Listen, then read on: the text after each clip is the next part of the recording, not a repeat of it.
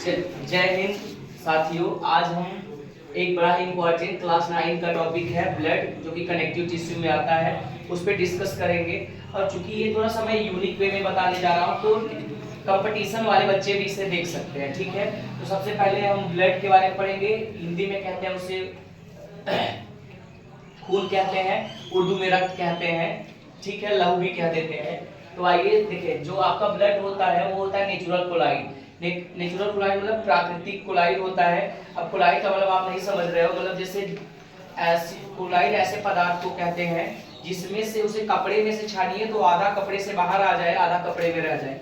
जैसे दूध में से आप मलाई छान सकते हैं, तो देखिए मलाई कपड़े में ही रह जाएंगे, तो उसे कहते हैं नेचुरल कोलाइड।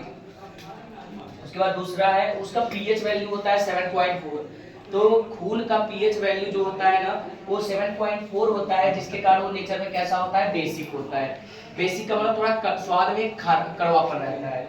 और ये कनेक्टिव टिश्यू होता है, बॉडी पार्ट को कनेक्ट करके रखता है, पहले ही बताया है।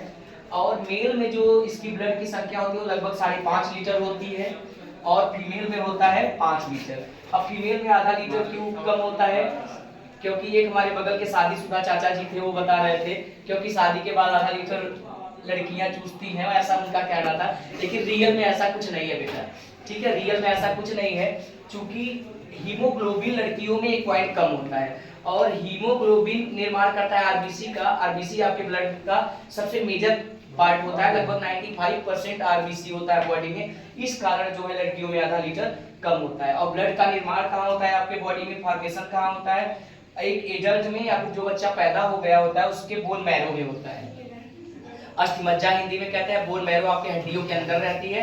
और लेकिन एक बच्चा जब माँ के पेट में रहता है तो उसे एम्ब्रियो कहते हैं, भ्रूण कहते हैं। चाहे वो 1 महीने का रहे, चाहे 9 महीने का रहे, उसे एम्ब्रियो ही कहेंगे। क्योंकि उसकी हड्डी जब माँ के पेट में रहेगा एकदम लचीला होता है, तो इसलिए हड्डियों में नहीं बनता है, बल्कि उसके लीवर में बनता है। कहाँ बनता है? लीवर में। अब ब्लड स्टोर कहाँ रहता है? ब्लड आपके बॉडी पार्ट में, ये बाएं साइड जो है, ये बाएं साइड होता है एक बॉडी पार्ट होता है जिसका नाम है एस्प्लीन। क्या नाम है? प्लीहा हिंदी में कहते हैं, वहां प्रेजेंट रहता है। क्योंकि जब आरबीसी मर जाता है ना, तो उसको ये दफनाने का भी काम करता है, इसीलिए आपकी बॉडी का ग्रेव यार्ड कहते हैं किसको? एस्प्लीन को ही। अब बहुत लोग कहते हैं हार्ट में ब्लड इकट्ठा रहता है। बेटा अगर ब्लड हार्ट में इकट्ठा रहेगा तो हार्ट अटैक आ जाएगा। और ब्लड आपके बॉडी में 5.5 लीटर होता है। आपके हार्ट का वजन ही होता है लगभग 250 ग्राम से 300 ग्राम, तो संभव नहीं है इकट्ठा हो पाना 5.5 लीटर ब्लड इसमें। और आपके बॉडी में के ब्लड में जो है कोलेस्ट्रॉल कितना होना चाहिए? 200 ग्राम पर डीएल। इससे ज्यादा होगा तो आपके लिए खतरनाक हो गया। कोलेस्ट्रॉल क्या होता है बेटा? आपके ब्लड में जो है ऑयल और घी की मात्रा, ये बढ़ जाता है तो हार्ट अटैक आता है, बहुत खतरनाक होता है। क्यों? क्योंकि हार्ट के नसों में जाके ये जम जाता है और ब्लड फ्लो को रोक देता है, जिसके कारण हार्ट अटैक आता है और इससे मृत्यु भी हो जाती है। बहुत खतरनाक होता है ये, देखिए। और ब्लड अब देखने के लिए कोई सर्कुलेटरी सिस्टम चाहिए, यानी कि रक्त परिसंचरण तंत्र उसे कहते हैं हिंदी में, जिसका खोज सर विलियम हार्वे ने किया था। और हम इसके फंक्शन को देखते हैं। देखिए, टेम्परेचर रेगुलेट का काम करता है, टेम्परेचर को कंट्रोल करता है ब्लड आपके बॉडी में।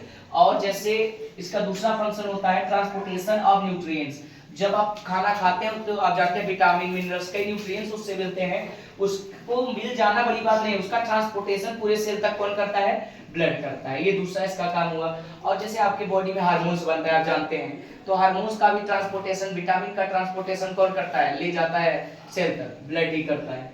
और ट्रांसपोर्टेशन ऑफ वेस्ट मटेरियल, आपके बॉडी में, आपके ब्लड में बहुत सारे वेस्ट मटेरियल बनते हैं, ठीक है। इसको ले जाके ब्लड कहां तक देता है? किडनी पे देता है। और किडनी क्या कर देता है? वेस्ट मटेरियल को वहां से छान के ब्लड को भेज देता है ऊपर, और वेस्ट मटेरियल को नीचे भेज देता है, जिसे हम यूरिन के रूप में बाहर निकालते हैं। और इसका सबसे इंपॉर्टेंट है transportation of gases like CO2 and O2। देखिए, आप जानते हैं O2 हमारे बॉडी को चाहिए होता है, तो वो ब्लड ही क्या करता है? लेके जाता है। फेफड़े का काम तो सिर्फ होता है लेना, इनहेल करना, एक्सहेल करना, बाकी का काम ब्लड ही करता है। और कार्बन डाइऑक्साइड को एक्सहेल करने का काम ब्लड ही करता है। तो ये रहा ब्लड के बारे में कुछ कॉमन जानकारी।